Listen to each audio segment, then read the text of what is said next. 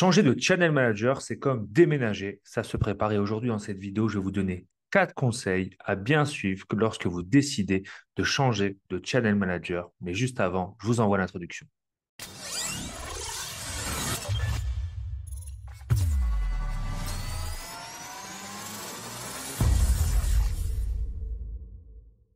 Bienvenue à toi sur la chaîne Automatique BNB, la chaîne qui te permet d'automatiser et d'optimiser ta location courte durée. Si tu me découvres à travers cette vidéo, sache que je m'appelle Nicolas et je te permets d'augmenter ton cash en préservant ton temps libre. Et si dès maintenant tu vas aller beaucoup plus loin avec moi, sache que sous cette vidéo, il y a tout simplement un lien pour accéder à une formation gratuite qui va te permettre d'augmenter ton cash en préservant ton temps libre. Et si tu veux aller encore beaucoup plus loin, sache que je peux prendre un rendez-vous avec toi pour pouvoir t'accompagner. Donc pareil, il y a un lien sous cette vidéo et je vais t'expliquer comment je peux t'accompagner autour de la sous-location professionnelle, de la conciergerie ou encore si tu es propriétaire de ta propre location courte durée et que tu souhaites augmenter tes revenus et avoir beaucoup plus de réservations.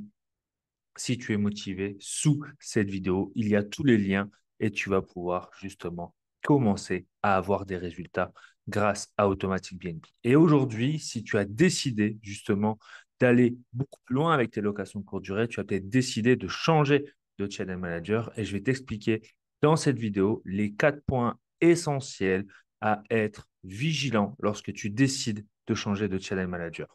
Le conseil numéro un, c'est d'anticiper la prise en main du nouveau channel manager. Je vois trop souvent des personnes qui décident de changer de channel manager et pensent qu'en quelques secondes, ils vont pouvoir prendre en main ce nouveau channel manager. Alors, même si vous utilisez un channel manager qui est très simple d'utilisation, moi, vous savez très bien, j'utilise Superhot et je préconise d'utiliser Superhot car c'est un channel manager qui est très simple d'utilisation, mais ça demande quand même un temps de paramétrage, un temps de prise en compte de ce nouveau channel manager et ça ne se fait pas en claquant des doigts.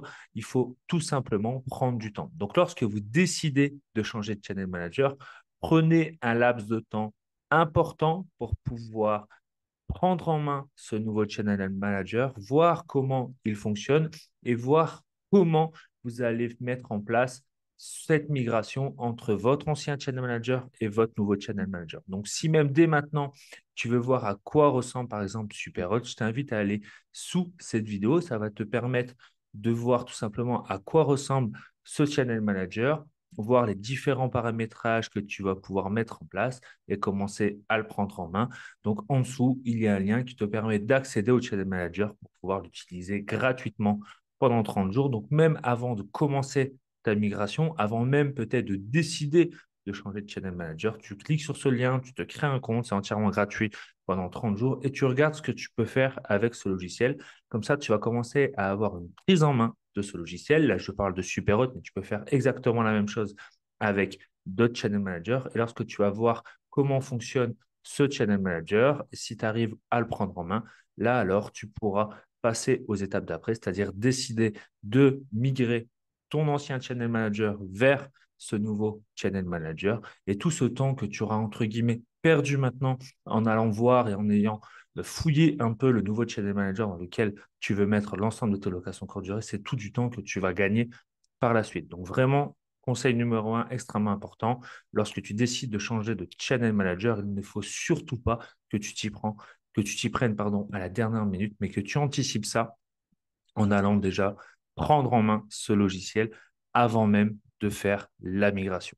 Le conseil numéro 2, et il va en fait avec le conseil numéro un, c'est vraiment d'être conscient des changements qu'il va avoir entre votre ancien channel manager et votre nouveau channel manager. Chaque channel manager a des fonctionnalités spécifiques. Tout ça va amener des différences majeures entre votre ancien channel manager et votre nouveau channel manager. Il va donc falloir impérativement que vous puissiez lister les différences majeures qu'il y a entre votre ancien channel manager et votre nouveau channel manager et voir si ceci ne va pas vous poser des difficultés ou des freins. Et c'est pour ça que souvent, je vous pose la question, lorsque vous me demandez quel est le meilleur channel manager, je vous demande quels sont vos besoins dans le cadre de votre location courte durée. En ayant listé les besoins de votre location courte durée, et en ayant listé les fonctionnalités de votre ancien channel manager et de votre nouveau channel manager, en tout cas celui sur lequel vous voulez migrer, vous allez voir si, en fonction de vos besoins, les nouvelles fonctionnalités du Channel Manager correspondent bien à vos besoins. Et c'est vraiment ça qu'il faut vérifier, parce que si une des fonctionnalités n'est pas présente, ou en tout cas, si votre nouveau Channel Manager ne répond pas à un de vos besoins majeurs, il va falloir vérifier si ceci va être un frein ou pas pour votre location courte durée. Donc, listez bien quelles sont vos fonctionnalités actuelles dans votre Channel Manager, les fonctionnalités de votre nouveau Channel Manager et vérifiez si ça correspond aux besoins dont vous avez besoin justement pour faire votre location courte durée. Donc, ça, c'est ce conseil numéro 2.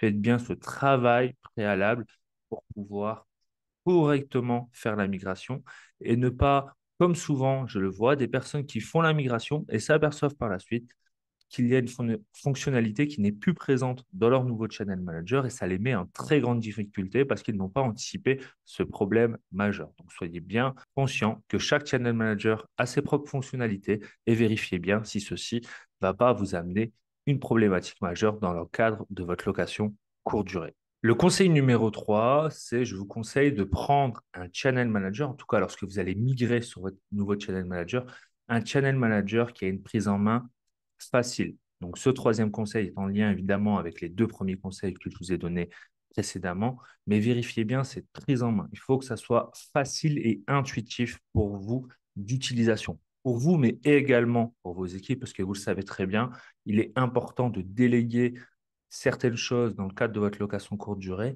pour pouvoir être libre de votre temps. Et donc, dites-vous bien que vos équipes vont devoir utiliser ce channel manager d'une manière ou d'une autre, en tout cas ces applications ou ce logiciel qui sera peut-être en ligne et donc de ce channel manager. Et donc, tout simplement, il va falloir que vos équipes puissent également avoir une facilité d'utilisation de ce channel manager. Je le vois encore, des personnes qui utilisent des channel managers qui peuvent par exemple être en anglais et lorsqu'ils délèguent en fait une partie de ce channel manager en créant des sous-comptes, en fait leur équipe est en difficulté parce qu'elle ne maîtrise pas ce logiciel qui n'est peut-être pas assez intuitif, qui n'est peut-être pas assez visuel, qui est peut-être tout simplement en anglais et qui met en difficulté ces équipes.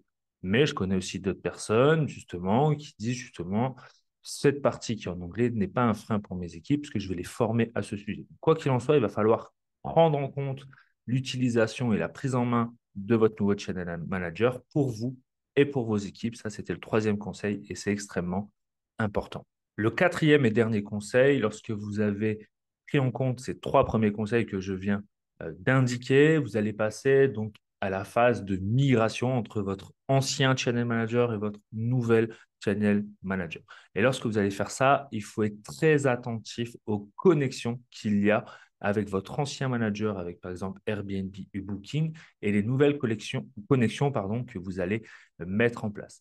Attention à bien bloquer vos calendriers pour éviter le surbooking pendant cette phase de migration qui est extrêmement important. Il faut donc prendre du temps pour le faire et anticiper les choses. Je vous conseille de bloquer vos calendriers sur votre ancien channel manager, directement également sur les plateformes sur lesquelles votre ancien channel manager était connecté, et ensuite de mettre en place les nouvelles connexions avec votre nouvel channel manager. C'est extrêmement important. Si vous ne faites pas ça, vous allez créer du surbooking.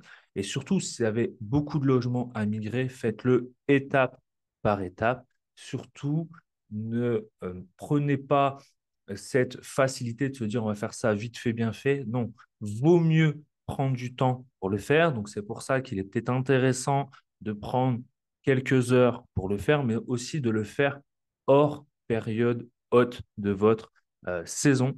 Et donc, c'est pour ça qu'il est important de faire ça sur des saisons basses, tout simplement, pour pouvoir avoir cette tranquillité d'esprit lorsque vous allez mettre ça en place. Commencez pas à faire des migrations avec des dizaines de logements en plein été, en pleine saison haute, sinon ça va vous mettre en difficulté.